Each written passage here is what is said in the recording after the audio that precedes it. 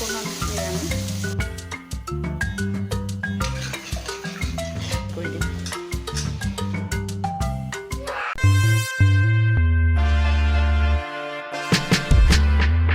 হাই friends, কি খবৰ? আশা কৰোঁ আপোনালোকে ভালে আছে। ময়ো ভালে আছোঁ। মই অংকুৰিতা, মোৰ ইউটিউব চেনেল অসমীয়া ছোৱালী বেংগালী বোৱাৰীলৈকে আপোনালোকক স্বাগতম জনালোঁ। আজি মই বনাবলৈকে গৈ আছোঁ পনীৰৰ তৰকাৰী। অতি সাধাৰণভাৱে বনাম। আহকচোন ভিডিঅ'টোলৈকে গৈ থাকোঁ। আজি পনীৰ বনাবলৈকে গৈ আছোঁ। আপোনালোকক যে ক'লোঁ, এতিয়া তাৰ বাবে প্ৰয়োজন হ'ব মগজ, পুষ্ট আৰু কাজু। পনীৰ লৈছোঁ 200 গ্ৰাম আৰু সেই অনুপাতে আলু লৈছোঁ অকণমান। আলু সৰু সৰু 2টা আলু লৈছোঁ। এনেকুৱা স্কুৱেৰ চাইজত কাটি লৈছোঁ। পনীৰৰ জোখতে কাটি লৈছোঁ। ইয়াতে মই পিচি লৈছোঁ মগজ, পুষ্ট আৰু কাজু আপোনালোকে দিবও পাৰে, নিদিবও পাৰে। এই তিনিবিধেৰে মই বনাম আৰু মছলা কি কি দিওঁ আপোনালোকক বনাওঁতে গৈ থাকিম। মই এতিয়া কেৰাহীত তেল দি দিম। কেৰাহীত তেল দিলোঁ। ইয়াতে মই অকণমান হালধি আৰু অকণমান মই নিমখ দি দিম। আজি মই সম্পূৰ্ণ নিৰামিষ বনাম। ইয়াতে কোনো পিঁয়াজ নহৰু নাথাকিব। আজি সম্পূৰ্ণ নিৰামিষ।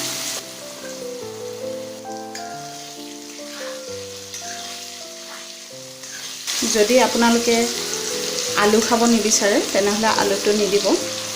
মোৰ ল'ৰা হাজবেণ্ডে পনীৰৰ লগত আলু খাই ভাল পায়, সেয়েহে মই আলুটো দিলোঁ। আপোনালোকে যদি খাব নিবিচাৰে তেতিয়াহ'লে নিদিব। এতিয়া আলুটো মই ফ্ৰাই কৰি ল'ম কম জুইত। গোটেইবোৰ আলু লুটিয়া হৈ গ'ল।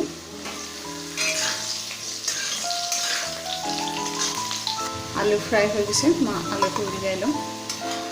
এই তেলতে মই পনীৰটো বনাম। পনীৰৰ তৰকাৰীটো সম্পূৰ্ণ নিৰামিষ বনাবলৈকে গৈ আছোঁ। সেইকাৰণে ইয়াতে দিছোঁ জালুক, জিৰা, আদা আৰু কেঁচা জলকীয়া। এইটো নিৰামিষ কাৰণে মই ইয়াতে নহৰু দিয়া নাই। তেল চিটিকি আছে, সেইবাবে মই ইয়াতে হালধি দিম আৰু মই মছলাখিনি এতিয়া লৰাই দিম। ইয়াতে মই ৰেড চিলি পাউডাৰ দিলোঁ। ইয়াতে মই ধনিয়া পাউডাৰ 1 চামুচ দিলোঁ। মছলাটো এতিয়া মই ভালকৈ ফ্ৰাই কৰি ল'ম। আৰু মই ইয়াতে 1 চামুচ দিলোঁ চাহী পনীৰ মছলা। 1 চামুচ, অকণমান বেছি দিলোঁ 1 চামুচৰ।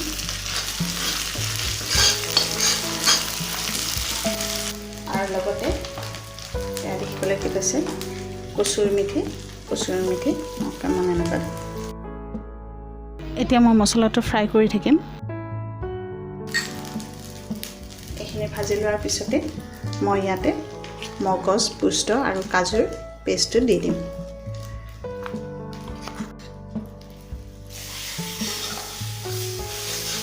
ইয়াতে মই এতিয়া 2 চামুচ পানী দি দিম। অকণমান শুকান টাইপৰ হৈছে, সেইকাৰণে 2 চামুচ পানী দিছোঁ, বেছি নিদিওঁ। এতিয়া মই ফ্ৰাই কৰি থাকিম।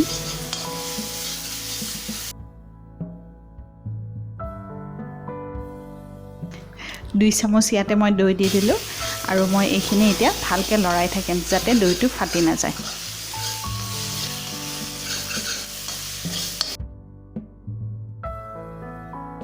এতিয়া মই অকণমান পানী দিম। মই ইয়াতে পানী দি লৈছোঁ অকণমান। এতিয়া মই ভালকৈ লৰাই থাকিম, দৈ আৰু মছলা যাতে একেলগে মিলি যায়। এতিয়া কণ্টিনিউৱাছ লৰাই থাকিব দৈ দিয়াৰ পিছত।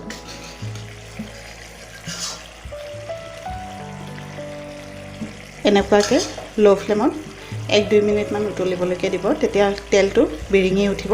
ছাইডত মছলাৰ পৰা তেল এৰি দিয়া আৰম্ভ কৰি দিব। এতিয়া দেখিছে চাৰিওফালৰ পৰা তেল বিৰিঙিব ধৰিছে। মই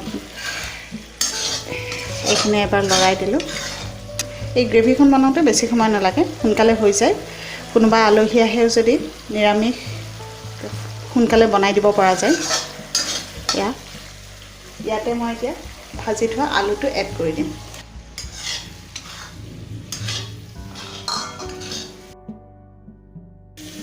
আৰু লগতে মই পনীৰটো এড কৰি দিম। এতিয়া মই ভালকৈ লৰাই থাকিম।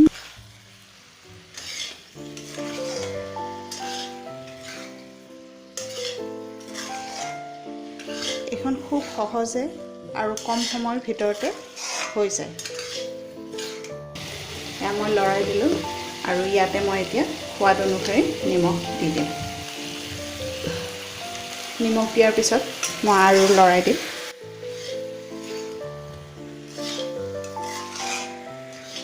মই এতিয়ালৈকে ইয়াতে পানী দিয়া নাই মই ইয়াতে মছলা আলু আৰু পনীৰটো একেলগে ফ্ৰাই কৰি আছোঁ 2 মিনিটমান এনেকুৱাকৈ ঢাকনি নিদিয়াকৈ থাকিবলৈকে দিম কম জুইত মই বনাই আছোঁ মই ইয়াতে অকণমান পানী দি দিম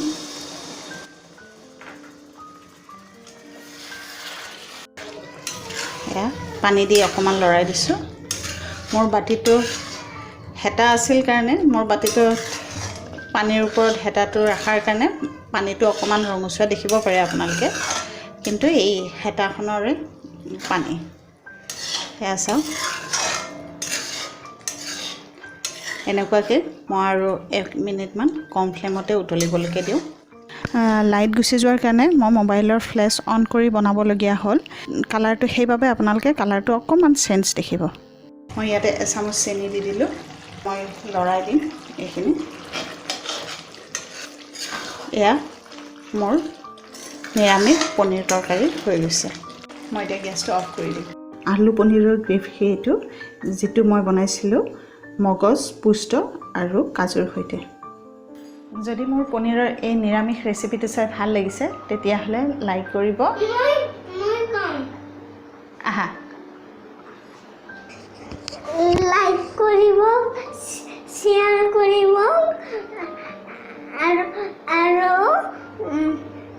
আৰু সাবস্ক্ৰাইব কৰি মাক উৎসাহিত কৰিব থেংক ইউ আজি লৰাই মোৰ কাৰণে ৰিকুৱেষ্ট কৰিলে লৰাৰ ৰিকুৱেষ্ট আপোনালোকে ৰাখিব বুলি আশা কৰিলোঁ তেনেহ'লে লগ পাই আছোঁ নেক্সট ভিডিঅ'ত বাই